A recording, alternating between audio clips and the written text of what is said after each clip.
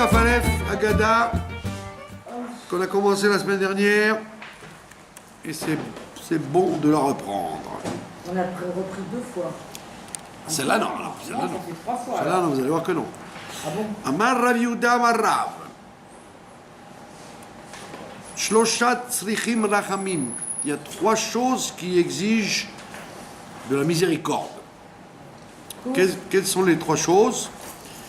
Velouen. Aleph, Chalom Tov, un bon rêve. Un bon rêve exige de la miséricorde. Ça veut dire que si vous faites un rêve, ne dites pas, comme c'est un bon rêve, j'ai pas besoin de me casser la tête, c'est ça, je laisse comme ça. Il te dit non, même un rêve qui est bon, soi-disant, il faut demander la miséricorde. Où ça? Ben, aux amis.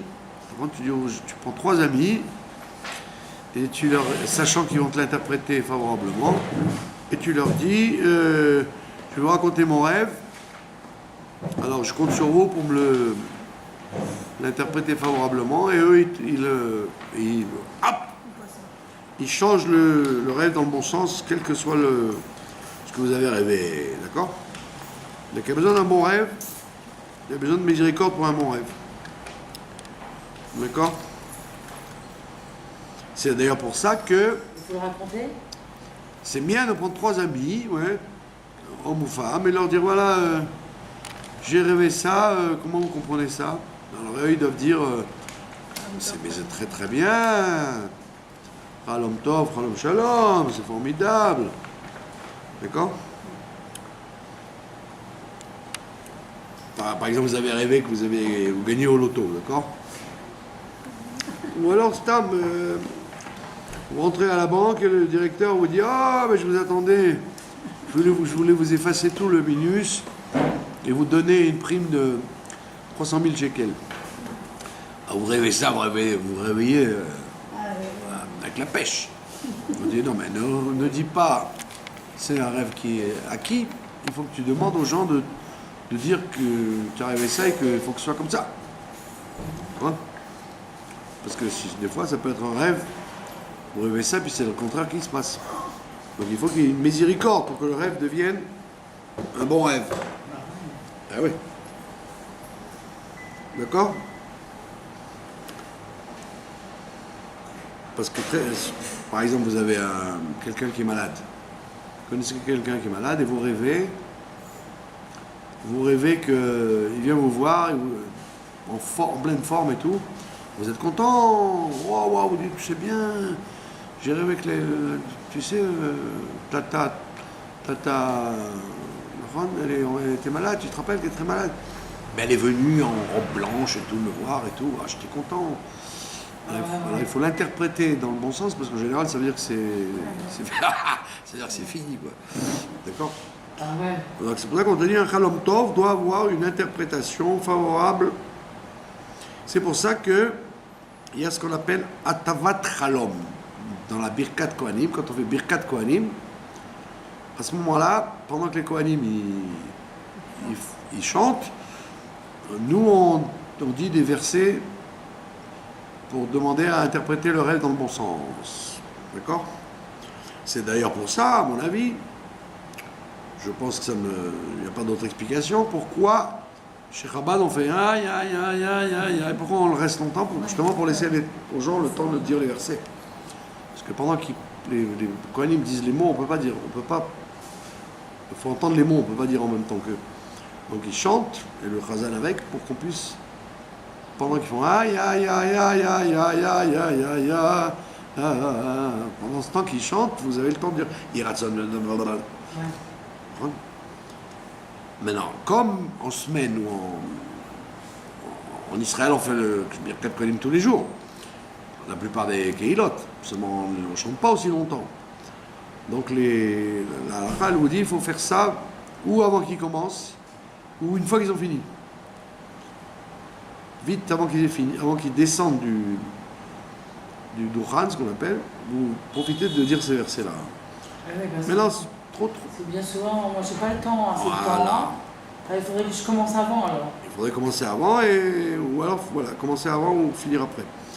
Ou alors, comme je vous ai dit, le mieux c'est de demander à 3 amis qui sont de connivence, bien évidemment, qui connaissent la technique et qui interprètent le rêve dans un bon sens. Auto d'avoir, deuxième chose qui a besoin de miséricorde, Shana Tova, pour qu'il y ait une bonne année. D'accord? Une bonne année, ce n'est pas objectif ou subjectif. Le temps est dans les mains des gens. Parce que l'année va contenir l'influence, soit des bonnes ou des pas bonnes, ça dépend de comment les gens interprètent l'année. Donc c'est pour ça que en commençant l'année, il y a ce qu'on appelle les simanim. Le soir de Rosh Hashanah, on a la coutume de manger des choses qui sont des simanim, qui sont des symboles pour avoir une bonne année. D'accord? Alors, on fait la tfila en disant des bonnes choses, on sonne du chauffard en pensant des bonnes choses, et les simanim, ça je l'avais expliqué au nom des rabbis chassidiques, qui disent, c'est quoi les simanim, d'accord? C'est quoi les simanim? C'est quoi les symboles? Alors des fois on dit que quand tu as un bon ami, et tu as des étrangers autour, et tu veux leur faire tu leur fais un signe, tu fais des gestes, alors, tu as invité quelqu'un pour lui donner un cadeau, alors tu fais signe à la personne d'amener le gâteau de l'anniversaire, ou tu fais comme ça, tu fais des signes. Ou alors quand quelqu'un que tu connais très bien, dans un mariage, tu ne vas pas lui faire aller vers lui, dire bonjour, tu fais comme ça suffit. Quand quelqu'un que tu connais très bien, tu le vois le matin, tu fais comme ça suffit. Ça fait un simanim. C'est-à-dire que c'est plus fort, le siman c'est plus fort que parler et crier, puisque tu n'as même pas besoin, c'est un mot de passe. Donc il dit la même chose. Les rabbis chassidiques, Rabbi Aaron de Karlin, le Maguid, etc., ils expliquent pourquoi on mange les simanim. Et c'est pour ça que les Chabad, je leur fais la guerre. Parce qu'il y a beaucoup d'idiots qui mangent pas de simanim. On ne mange pas de simanim chez Chabad. Je dis où c'est que c'est écrit qu'on ne mange pas? Dans le Shulchan Aruch, il y a écrit qu'on mange. Dans le Shulchan Aruch, on dit qu'on mange. Il n'y a que des preuves qu'on mange. Qu'est-ce que vous racontez qu'on ne mange pas? Je dis les pauvres, les Russes, ils ne mangeaient pas parce qu'il n'y avait rien. Comme disait le Rav Pesner, quand on avait un concombre, on faisait chez nous en Russie. Quand ils avaient un concombre. Donc ils pouvaient se permettre d'avoir des grenades et de l'agneau et de la tête de poisson et tous les simanim qu'on mange. Ils n'avaient pas. Qu'est-ce qu'ils allaient inventer? Ils n'avaient pas. C'était pas le tsar pour se permettre d'avoir du caviar et du saumon. Ils n'avaient rien. Donc eux, il n'y avait pas de simanim. Maintenant, les gens comme on vit dans des pays riches, maintenant, il y a tout ce qu'on veut. Alors pourquoi on mange les simanim? Justement pour dire à Dieu, tu sais, j'ai pas envie de te parler, c'est pas la peine de te parler. Je te mets la tête de poisson, tu comprends que il faut qu'on soit à la tête, hein, pas qu'on soit à la queue, hein. Et tu manges des haricots en disant, tu sais, les haricots, ça veut dire roubia, ça veut dire on aura la bracha pour la profusion. Donc c'est des simanim, tu n'as pas besoin de parler. Dieu il comprend, tu lui fais des clins d'œil. Et comme ça les anges ils ne comprennent rien. Les anges ils comprennent si tu parles. Si tu dis je voudrais une bonne année, les anges ils disent qui t'y est pour avoir une bonne année, hein, tu vois, je vais ouvrir les dossiers, tu vas voir. Mais là tu manges des fèves, tu manges des trucs. Les anges ils disent bah, ils mangent alors. Ils ne comprennent pas les simanim les anges. Et ce qui est intéressant c'est que les simanim en général on les fait dans une langue qu'on comprend nous. C'est pas des simanim en hébreu, en langue Lachon HaKodesh. Ça peut être des simanim en toutes les langues qu'on veut. Donc c'est parce que quand tu fais des combines avec quelqu'un, tu n'as pas besoin de faire des combines en parlant. Donc comme tu parles pas, tu fais des simanim comme le verlan. Les gens qui parlent en verlan, ou qui parlent en argot, ou qui parlent en Nous, par exemple, ici, quand il y a quelqu'un qui est un peu dérangé qui rentre, alors je dis aux gens, il a du jeu dans la direction. Alors, même s'il comprend le français, il comprend. Il y a des gens comme ça, il y a des gens qui ont du jeu dans la direction, c'est-à-dire ils sont. Des fois, ils n'ont même plus de direction, d'accord? Donc, pour pas que. Ça fait pas de peine comme ça. D'accord? Vous avez compris? Donc, il te dit Shana Tova, tu veux qu'il y ait une bonne année, il faut implorer la miséricorde pour que ce soit une bonne année. Tu peux pas dire, comme les kabbalistes, ils te font ah, c'est une bonne année, c'est Tafshin, Aïn, Zaïn, c'est une bonne année. Rien du tout, tu peux faire une gematria pour en faire une bonne année, tu peux faire une gematria pour en faire une année pourrie. Donc, le temps appartient à la façon d'interpréter les choses. C'est pour ça que faut toujours dire des bonnes choses. Parce que comme ça, quand tu dis des bonnes choses, tu aides à ce que les choses se fassent comme tu le dis. Mais là, il ne faut pas inventer, attention. Malheureusement, voilà, j'ai un cas qui est arrivé il n'y a pas longtemps. Il y a une dame, cousine de ma femme, qui est morte la maladie en 3 mois. Ils ont été voir un grand, soi-disant, je ne dirais pas qui, un Admour. Et le Admour, il a dit, elle a beaucoup d'années à vivre, vous inquiétez pas, nanana. Ben, n'ouvre pas ta bouche pour dire ça. Dis, il sera Hachem, il ratson, mais ne dis pas comme une chose sûre. La preuve, c'est que c'était tellement pas vrai qu'au bout de 3 mois, elle est morte. D'accord? Donc on ne te dit pas de dire des choses en montrant que tu prophétises. Annonce, dis des bonnes choses sans dire que tu prophétises. D'accord?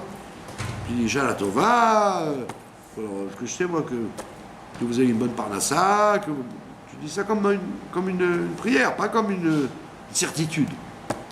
Si tu dis comme une certitude, c'est grave, parce que les gens ils disent ah, vous avez menti. Donc il te dit Shana Tova, ça n'est pas obligé qu'il y ait une Shana Tova, il faut implorer la miséricorde pour qu'elle soit une bonne année. Comme je vous l'ai dit l'autre fois, le rabbi précédent, par exemple, en 38, quand il y a la nuit de cristal, la guerre va commencer, etc., il écrit un livre de Mahamarim. Lui, ce livre-là, il l'appelait Tirchatz. Tirchatz, ça veut dire tu te laveras. Mais en vérité, les vraies lettres, c'est Tirtzach, tu tueras, tu égorgeras. Donc, pour ne pas dire Tirtzach, c'est l'année, c'est Tav, Resh, Sadikret. C'était Tirtzach, tu tueras. Pour pas dire ça, il a dit Tirchatz, tu laveras. Tu laveras. Donc, comme je le dis tout le temps, à Pourim, vous avez bien vu, monsieur Rajverosh, il veut tuer tout le monde. Et puis, paf, pitom, il dit oh Esther, je t'ai langui, bravo, tiens, qu'est-ce que tu veux, ben, j'annule le décret. Alors les gens ils disent mais il est fou celui-là, il change d'avis comme ça. Mais il n'est pas fou. Comme ils ont fait Tchouva, lui il a changé d'avis. C'est pas qu'il est fou, c'est que nous avons influé sur lui pour qu'il change d'avis. Donc l'année Tirtzach, elle aurait pu être une année effectivement de lavage, il y aurait un nettoyage et puis après ça serait arrêté. Et Hitler serait devenu un ami des Juifs. Bon, donc on voit bien que l'année, c'est pas a priori, l'année elle est décidée à être bonne ou mauvaise. Tu peux jamais savoir. C'est à toi d'implorer la miséricorde pour qu'elle soit une bonne année. Mais alors, si Dieu il a décidé autrement, c'est son problème. Comme l'année où la femme du Rabbi est partie, elle s'appelait Tismach. Tismach. Alors le Rabbi disait Tismach ou Tessamach. Tu réjouiras, tu seras joyeux. Tismach, tu seras joyeux, ou Tessamach, et tu réjouiras. Et toute l'année, il a parlé comme ça, Tismach, Tessamach. Et sa femme est partie. Après, l'année d'après, quand l'année a commencé, il a dit, je ne voulais pas vous le dire, mais Tismach, c'est Gematria, Baruch Dayan Haemet. Donc, Mais il a dit, alors, il a dit que quand l'année est passée. C'est-à-dire que toi, l'année, tu as imploré la miséricorde pour qu'elle soit une bonne année. Alors, si le bon Dieu il a décidé qu'elle ne soit pas une bonne année, ça c'est son problème. D'accord? Le bon Dieu il a des calculs qu'on n'a pas. Donc c'est pour ça qu'on te dit, implore la miséricorde pour avoir une bonne année. Et ne pense pas que c'est perdu d'avance ou c'est gagné d'avance. Pas du tout. D'accord? Selon le travail que tu veux. Voilà. Et le rabbi il dit qu'il faut toujours il faut souhaiter au Goïm, Shana Tova. Pour le Sukkot, Purim, etc., pas besoin de dire au Goïm, ça les concerne pas. Purim ou Sukkot. Mais Rosh Hashanah, il faut dire au Goïm que tu rencontres, bonne année, Shana Tova. Good year, bonne année, dans la langue qu'ils comprennent. Pourquoi? Parce que l'année, elle va dépendre des tfilotes, ce qu'on va faire. Donc ils sont impliqués, les goïms aussi. D'accord? Les animaux, les végétaux, ils savent que l'année, elle dépend de nous. Les goïms ne le savent pas, donc c'est obligé de leur dire. Moi, tous les ans, je le fais avec les employés de la mairie en face, là, les Arabes. Là. Ils sont contents, on ne pouvait pas savoir. Ils me disent pas, moi, pourquoi c'est pas une année pour nous. Chaque fois, ils disent, oh, ils me disent, Shana Tova, Shana Tova. Ils sont contents qu'on leur souhaite Shana Tova. C'est-à-dire que un gars, il comprend que quand les Juifs, ils décident, maintenant, Shana, le chauffard et tout, c'est que c'est important qu'on joue gros. D'accord? Troisième chose, un Melech Tov, pareil, un bon roi. Un Melech Tov. Un bon roi. Alors, par exemple, il y a des gens, ils jouent avec les codes de la Torah. Alors, ils vous ont dit, sur les codes de la Torah, ils ont découvert que c'est Clinton qui va gagner en Amérique. Alors, je dis, les codes de la Torah, c'est ouvert à tous les... tu peux trouver que Clinton gagne ou Trump gagne. Ça dépend comment tu fais les calculs, les sauts des lettres. D'accord? Alors maintenant, Nagid, logiquement, nous on veut que Trump y gagne, parce qu'il est républicain, il est pour mettre de l'ordre dans tout. Donc on préférait que Trump qui gagne.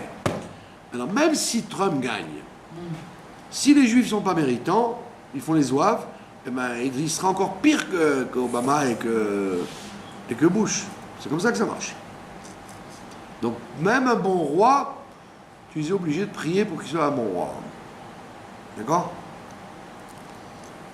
Donc un roi, même idiot, même un tocard, il faut prier pour qu'il soit bon, qu'il fasse des bonnes choses. Parce que très souvent les rois ou les présidents ou les premiers ministres, ils agissent un peu au pif, quoi. C'est pas très... Ils ont des décisions que personne n'arrive à comprendre des fois. Hein. D'accord? Et donc c'est important de savoir que le roi va être bon. Alors il t'amène les preuves de tout ça, il te dit, d'où je sais qu'un rêve, il faut l'interpréter. Il faut demander miséricorde, parce qu'il y a écrit dans Isaïe, Matachlimeni ve'acheyeni. Tu m'as fait rêver, tu m'as fait vivre. Donc ça veut dire que quand tu m'as fait rêver, j'ai demandé à ce que ce soit un rêve de vie, pas un rêve mauvais. Shana Tova, d'où je sais qu'il faut prier pour une bonne année. C'est parce qu'il y a écrit dans Dvarim, dans la Parashat Ekev, tout le monde connaît.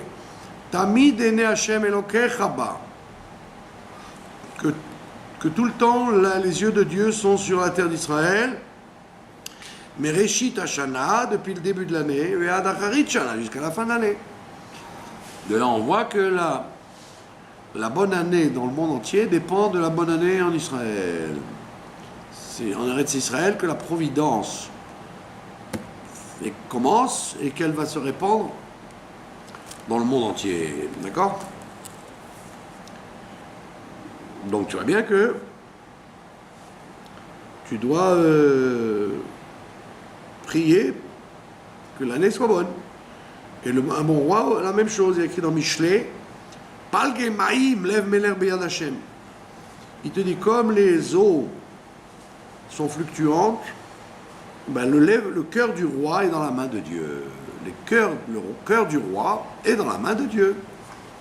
Ça veut dire que si tu influes en quelque sorte sur Dieu, il va influencer sur le cœur du roi. D'accord? Voilà, pas de questions? On a trop tendance à croire que... C'est pour ça qu'on fréquente les Arabes.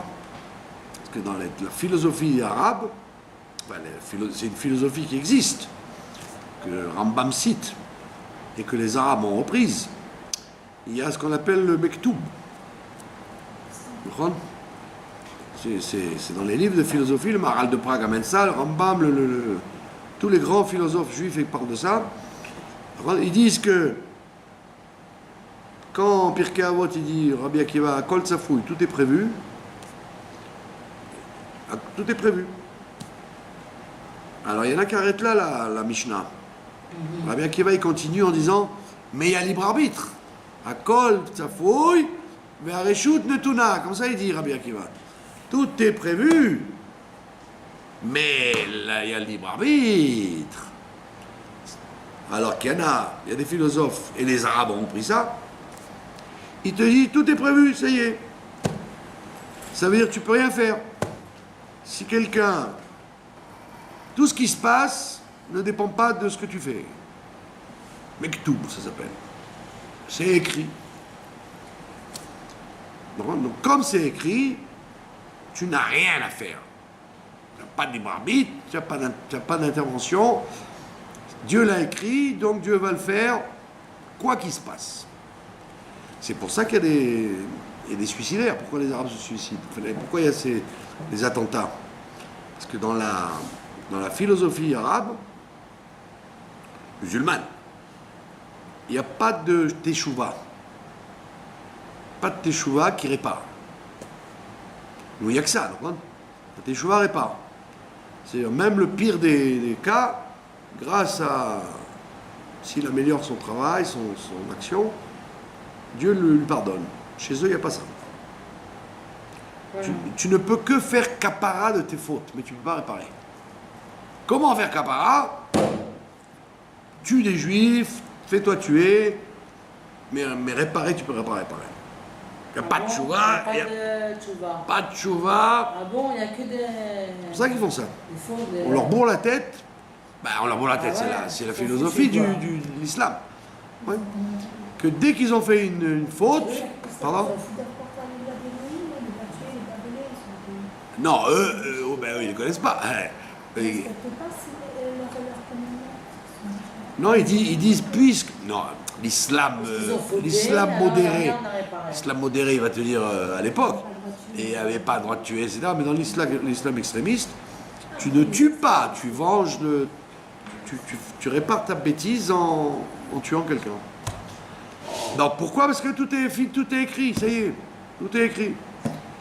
Il était décidé que tu fasses ça, il est décidé qu'il arrive ça, à tel point, je veux dire, c'est pas une blague. Les remords, ils sont pas réparés. Il y a des pays arabes où il n'y a pas de pompiers.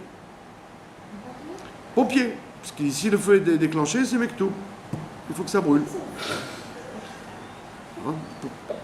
Dieu qui a voulu comme ça, qu'il y ait le feu. Dieu a voulu comme ça, donc il ne faut pas éteindre le feu. Laisse. Donc on voit bien que nous on ne dit pas du tout ça, on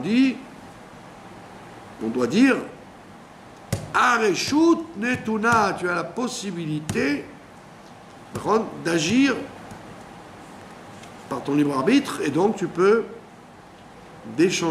changer le cours des choses. Ah oui, mais eux ils n'ont pas de psychologue alors quoi. Ben non. Ils n'ont pas de... Comme ça bouge pas. Ça bouge pas. D'accord? Bon, il y en a plein, heureusement, qui comprennent rien à l'islam. Donc si vous les appelez pour réparer un truc, ils vont venir le réparer. Ils vont pas vous dire ah non, mec, ton tuyau qui a sauté, non, je peux rien faire pour toi. Non, il vient, tu me payes 500 shekels, tu me donnes l'argent. Là, pour ça, ils sont... D'accord? Donc, heureusement qu'ils ne sont pas dans tout comment Ah dire, ouais. fataliste, sinon ils ne feraient rien. Mais dans les mosquées, c'est comme ça qu'ils parlent. Ah, c'est pour ça qu'ils ont la dureté comme ça alors. Voilà. Ah ouais. On leur enseigne là. C'est pour ça que le Midrash, il dit que la cruauté de Ishmaël, elle est pire que tout. Les Ishmaélites sont plus cruels que les gens des Saves. Mais dans ces cas-là, ils ont qu'à être gentils depuis le début alors. Ben, ça dépend des familles dans lesquelles ils tombent, c'est ça. Ouais. Allez, maintenant il te dit. Ouais. Donc nous, on doit savoir que les choses exigent une rachamim, une miséricorde, et donc on ne doit pas estimer que les jeux sont faits. Non, les jeux sont faits, après coup tu peux dire les jeux sont faits. Mais avant de commencer, ne dis pas les jeux sont faits, fais ce qu'il faut, dans le bien. Fais le mieux, fais pour le mieux. D'accord? Maintenant Dieu il fera son boulot. Amar Rabbi Yochanan. Rabbi Yochanan, c'est un des plus grands auteurs de la Gemara. Rabbi Yochanan, il dit Shlosha dvarim Akadosh Baruch Hu machiz alehen be'atzmo. Il y a 3 choses sur lesquelles Dieu proclame de lui-même. C'est pas par un ange, c'est pas par un tribunal, c'est pas par des événements extérieurs, c'est de lui-même, il proclame ces choses-là. Ve'eluel, les voici. Ra'av, la famine. Qui est une famine? Dieu le décrète. Un décret de Dieu lui-même. Par contre, Vesava, l'abondance aussi, Dieu le décrète. D'accord? Et 3e chose, Parnas Tov. Un bon dirigeant. Un bon gérant. Parnas, c'est pas comme un Meller, c'est un gérant de. Comme Yosef Hatzadik, qui gérait l'Égypte. Alors, il va expliquer comment ça marche.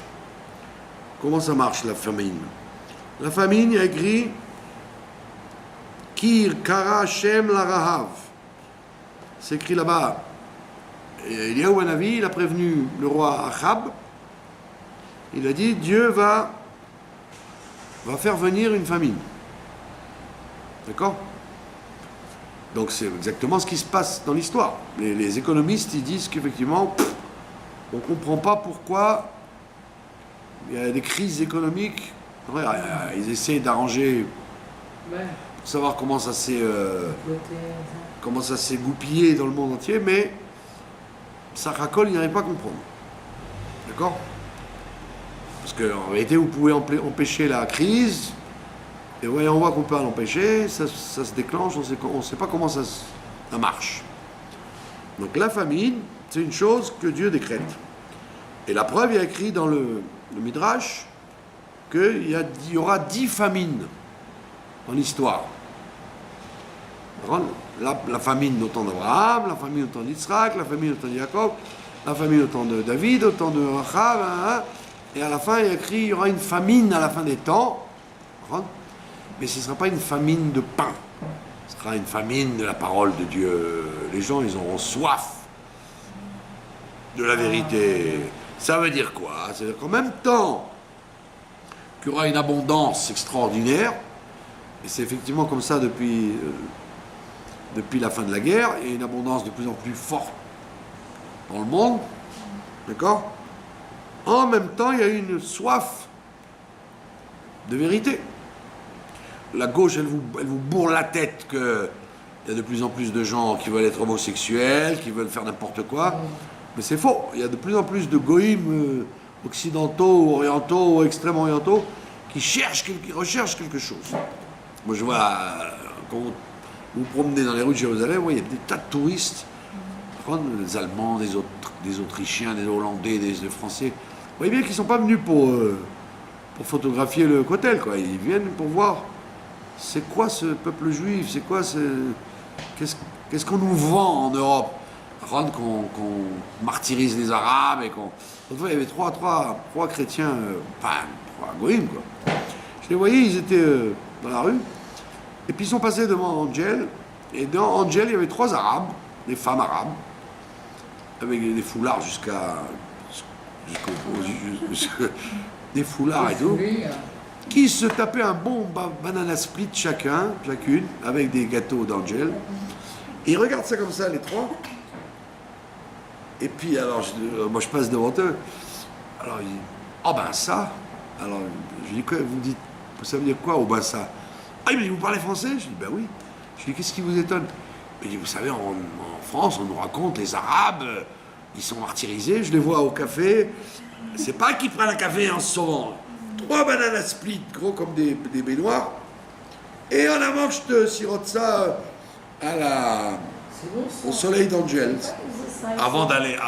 Avant d'acheter quelques robes et quelques parfums. Il y a des magasins de Teva, là, vous voyez, ils vous vendent des parfums, des savons à 300 shekels. Alors, vous dites, ah, mais qui c'est qui se paye des savons à 300 shekels? Moi, j'achète des savons à 3 shekels.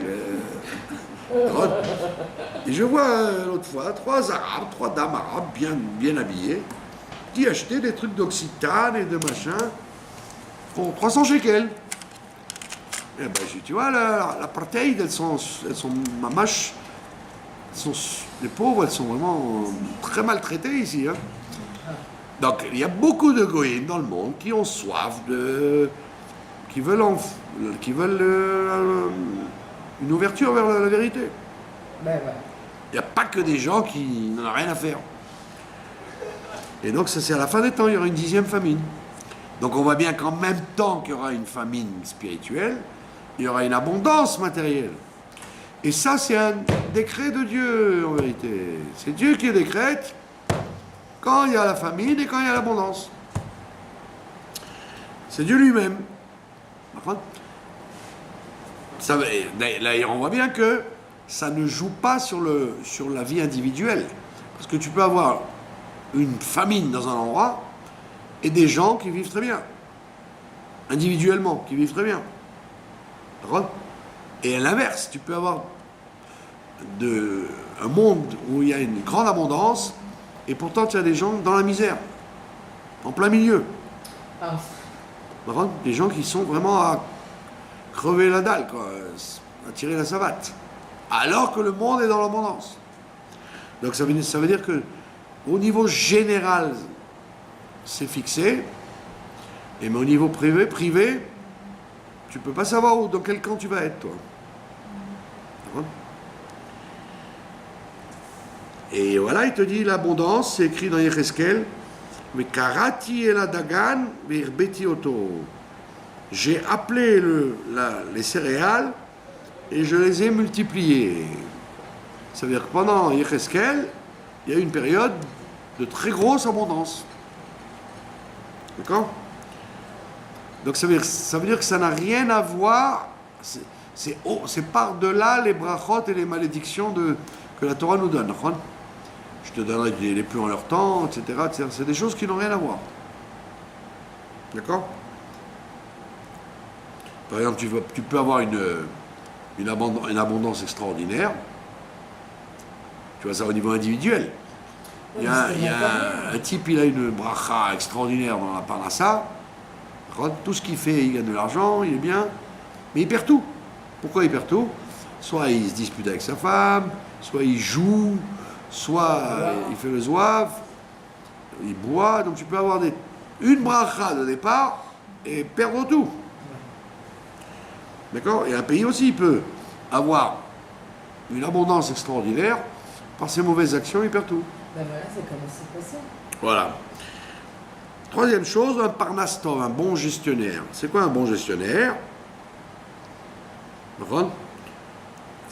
Qui était le parnas le plus classique d'Israël? C'était Moshe. Yadaber Hashem el Moshe est mort. Dieu lui a dit Re karati beshem Betzalel. J'ai appelé quelqu'un qui va s'appeler Betzalel. D'accord?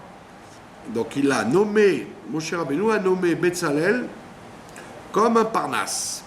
Alors vous allez dire, mais quel rapport? En quoi c'est une gestion de ce qu'il a fait Betzalel? Betzalel, il a fait le Mishkan. Il a fait le tabernacle. Il n'a pas géré la parnassa des Juifs dans le désert. Qu'est-ce qu'il a fait Betzalel? Quel rapport? D'accord? Ça veut dire quoi? Ça veut dire que la construction du Mishkan, c'est ça qui donnait la bracha au Ham Israël dans le désert. Le fait qu'il ait bien construit le Mishkan, c'est ça qui a donné la bracha dans le désert au peuple juif. Donc on voit bien qu'un Parnasse, comme on voit Yosef Hatzadik ou Moshe ou Mordechai, un Parnasse, c'est pas forcément quelqu'un qui s'occupe concrètement des calculs et qui sait où il faut investir et où il ne faut pas investir. Par le fait d'être bon, d'être comme il faut, il amène la bracha. Comme je dis toujours, comme la France elle est très généreuse avec les pauvres, elle aide beaucoup les gens, les gens nécessiteux. On a une grande politique de chesed qu'on aimerait avoir ici, d'aider les gens, les femmes, les vieux, les handicapés. Ici, ils vous arrachent le pain de la bouche, quoi. Ici, vous avez ce qu'on appelle le bitoire Léomi, il est multimilliardaire, mais il ne dégage pas, il ne sort pas un centime pour aider les gens. Il faut arriver à plat ventre pour qu'ils vous donnent un sandwich. C'est une catastrophe, c'est une honte. Alors que là-bas, la France, c'est toujours déficitaire, la sécurité sociale. Parce qu'ils aident les gens, ils aident celui-là, ils aident l'arabe, ils aident le noir, ils aident le juif, ils aident le gitan, ils aident le... D'accord? Les Français, ils sont toujours à râler, bien évidemment. Mais concrètement, c'est un pays du chesed. Beaucoup plus que l'Amérique. L'Amérique, c'est pas un pays du tout de chesed. Vous pouvez crever crever là-bas si vous n'avez pas de l'argent de côté, il ne faut pas être malade. D'accord? Donc on voit bien que, moi je dis, étant donné que la France est un pays très chesed, elle ne sera jamais ruinée, elle restera toujours en haut. Malgré toutes les bêtises qu'ils font au niveau économique, malgré la gestion écœurante qu'il y a, parce qu'ils aident les gens. Il y a un pays qui aide les autres, et qui aide ses habitants, ça s'appelle un Montparnasse. Ici, heureusement qu'il y a les associations de chesed, quoi. Sinon, on a été jeté à la mer depuis longtemps. Et c'est grâce à la Torah et aux institutions de bonté qu'il y a dans le peuple. Bon, ça c'est déjà une autre histoire. Mais il y a un bon Parnasse. Un bon Parnasse, c'est quelqu'un qui amène la bracha. D'accord? Ici, ils essayent de ils vous chassent de Jérusalem, ils vous chassent de tout. Rien que tu donnes ton sang, tu donnes tes enfants à tuer pendant les guerres qu'ils provoquent, et ils te plument de tout ton argent, voilà, et ils t'enlèvent les enfants du Théma. Alors on va avoir une grande réussite morale. Maintenant, on dit un Parnasse, c'est quelqu'un qui est un gestionnaire du pays, et ils te disent ça, il faut prier pour quelqu'un qui est un bon Parnasse. D'accord? Il faut être solide, hein? Bien sûr, il faut être solide. Amar Rabbi Yochanan, il y en a qui disent c'est Rabbi Yitzhak. Amar Rabbi Yitzhak, En ma'amidim parnas al hatzibur, ela im ken nimlachin batzibur. On ne peut établir un gestionnaire sur le public que si on a consulté le public. Voilà, à l'époque, vous voyez, ça existait déjà, le vote. On faisait des élections pour savoir si le Tzibour était d'accord avec ce Parnasse. La preuve, c'est que Shmuel Hanavi, il était un Parnasse extraordinaire, et les gens, ils ont dit, allez hop, dégage, on veut un roi. Et il a eu de la peine, lui. Il a dit, qu'est-ce que je vous ai fait pour que vous me mettiez dehors? Et ils l'ont mis dehors, ils ont pris Shaoul. D'accord? Donc ça veut dire qu'il y a eu un mouvement de foule pour chasser Shmuel et pour mettre Shaoul. Donc ça demande une acceptation publique. D'accord? C'est ce qu'a dit d'ailleurs monsieur Korach. Quoi donc? Fermez le masgan si ça vous dérange. dire-là? Alors il te dit, chez Neymar, d'où on le sait,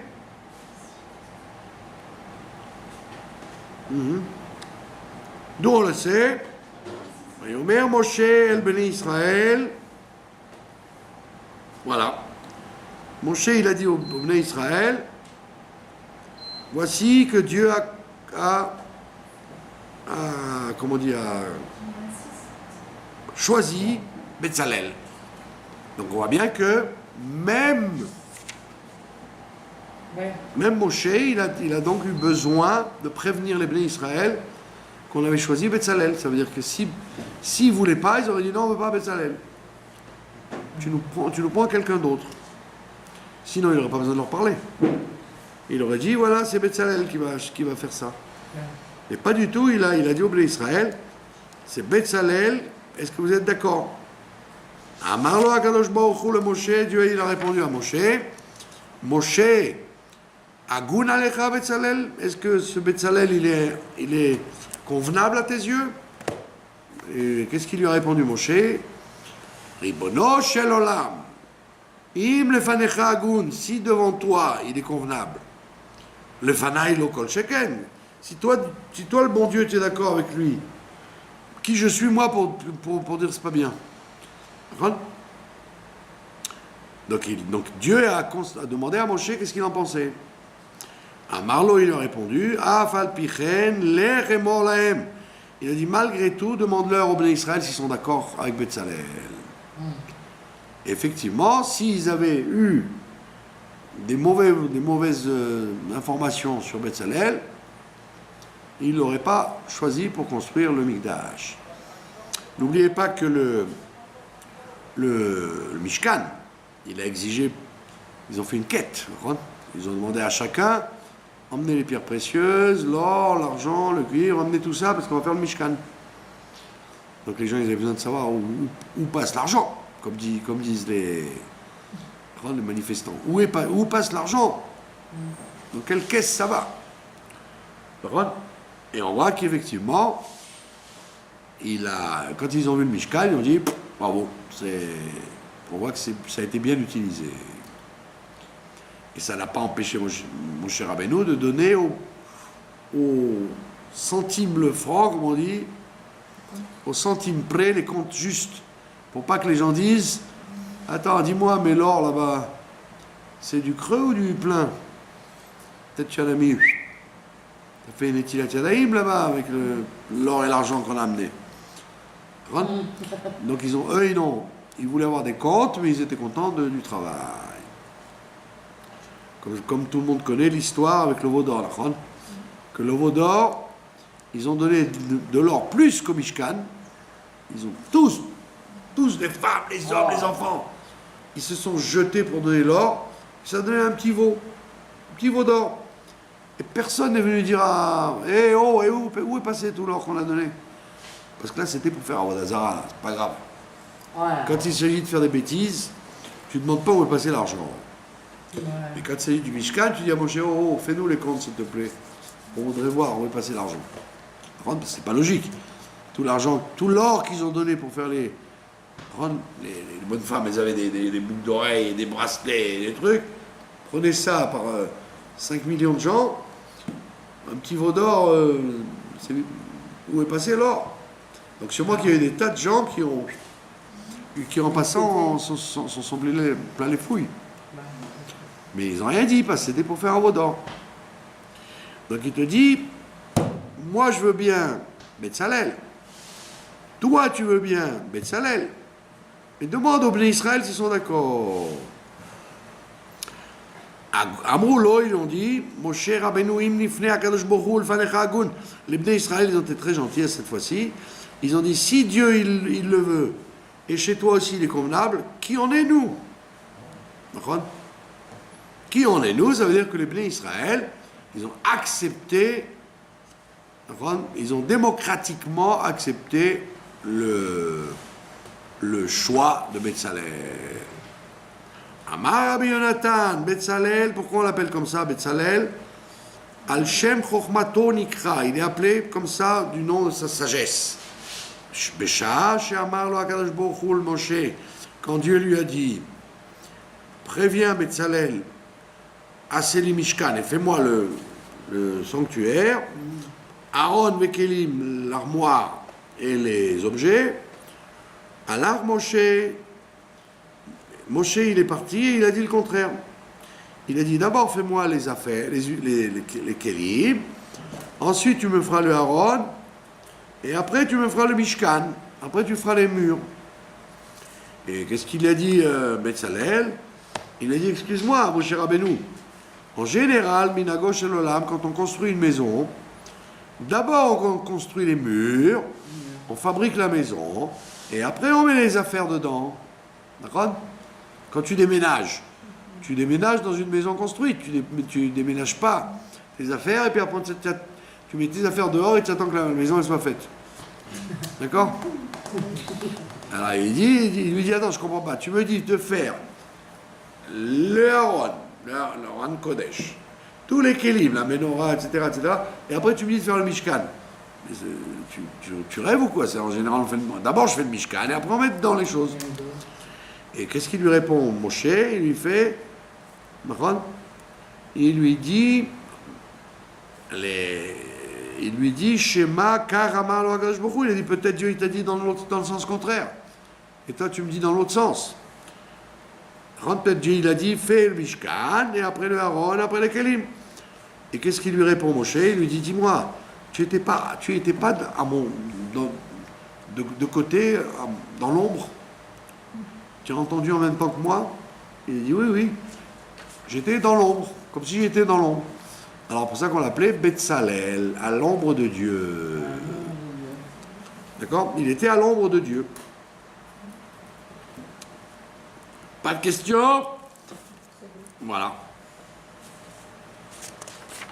Vous voulez qu'on finisse? On l'a fini quand même, c'est dommage. Il faut finir cette Agada. Ouais, on finit la Agada parce qu'elle parle de la même chose. Amar Rav Yehuda. Amarav Yodea Haya Betzalel Etzaref Otiot Shenivreu Baen Shamayim Vaaretz. Betzalel, il était tellement sage, il avait que 13 ans en plus, hein. C'était un jeune bar mitzvah. Il était tellement sage qu'il savait graver les lettres comme elles ont été créées, comme elles ont créé le ciel et la terre. Les lettres, nous on voit des lettres. Et comment étaient les lettres de la création du monde? C'était comme ça? Peut-être pas. L'image exacte des lettres. On a changé la structure des lettres à travers les siècles. Quand vous voyez les vieux manuscrits en hébreu, c'est pas du tout comme ça.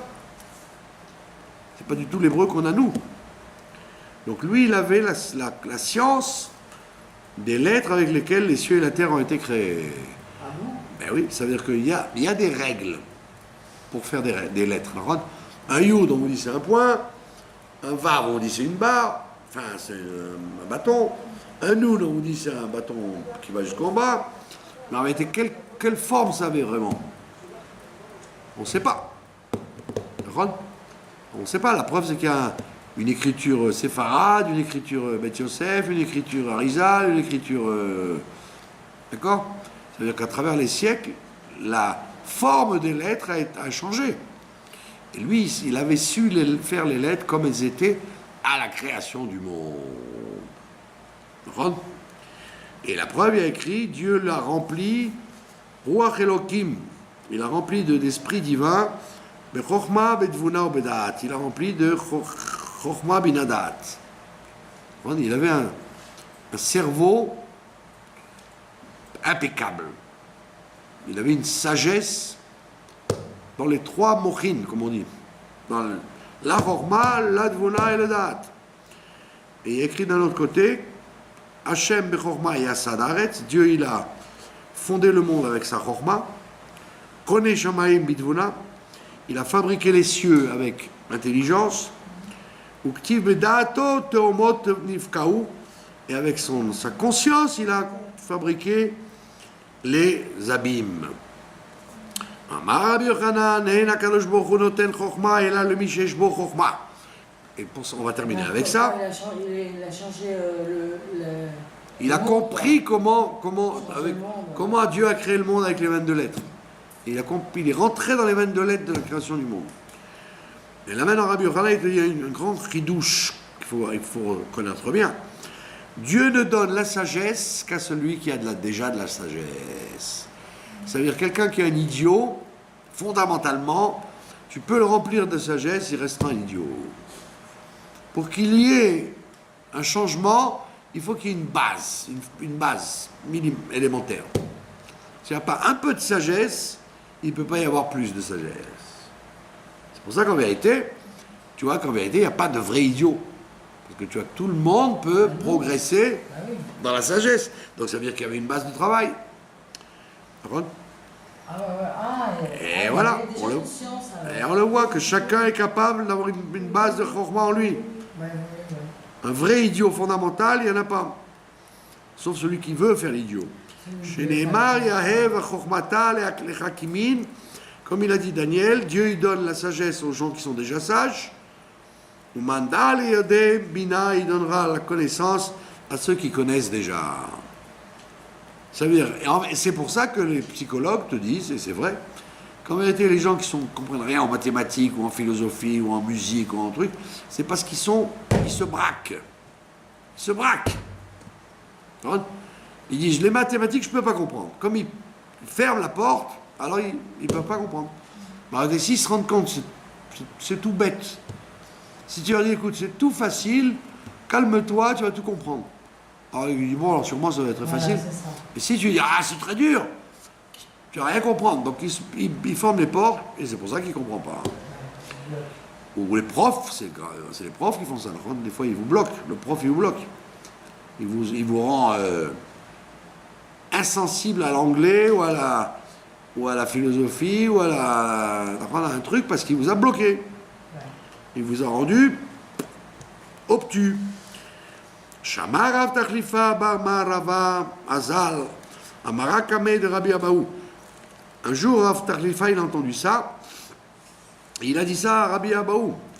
Amarlé lui a dit Atun me'atam matnitula anan me'acham matnitula. Il lui dit oui, c'est vrai ce qu'il a dit Rabbi Yochanan. T'inquiète pas, c'est pas n'importe quoi, c'est exact. Mais vous l'apprenez de ce verset-là de Daniel. Nous, on l'apprend d'un autre endroit. On l'apprend à propos de Betzalel, que Dieu a donné la chokma à Betzalel et écrit Belev kol chacham lev natati chokma.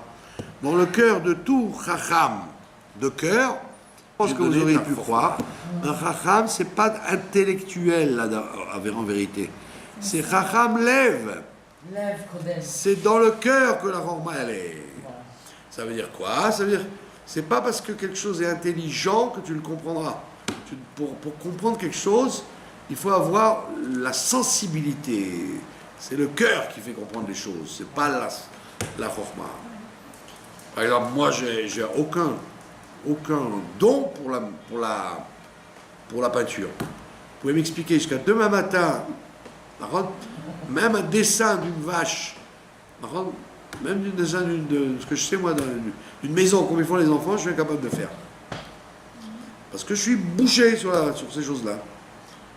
Donc j'ai le cœur bouché. Donc en réalité, c'est pas que l'esprit est bouché. Intellectuellement, tu peux parfaitement comprendre. Mais au niveau du cœur, tu ne comprends pas. Donc de là, on voit que Dieu, il a donné la sagesse à ceux qui avaient le cœur intelligent. Il faut ouvrir les midotes pour ouvrir le cerveau. Et pas le contraire. Pas ouvrir le cerveau pour ouvrir le cœur. Voilà, on a fini la Haggadah. Je vous remercie de votre attention.